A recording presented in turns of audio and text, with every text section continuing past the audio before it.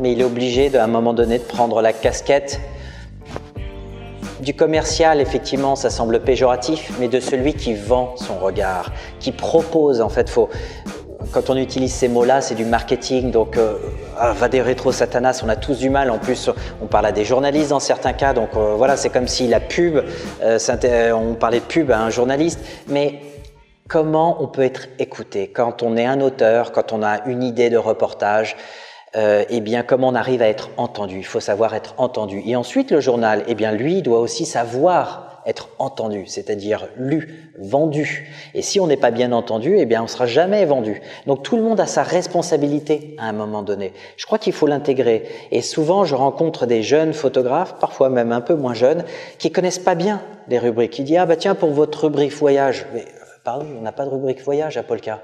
Et il faut connaître un titre pour s'adresser, pour dire bah tiens, je pense que mon travail, ma vision et mon idée, elle va bien dans votre espace pour telle ou telle raison. Et c'est là où de se dire tiens, il y a une connaissance de l'autre. Il faut s'intéresser à l'autre. Et voilà, on vient pas forcément vous chercher. Ça arrive dans quelques cas, mais c'est rare. Il faut aller plus souvent aller à la pêche et aller vers les autres que de se dire oui, rester assis et ça va venir tout seul. C'est vrai que ça ne marche pas comme ça.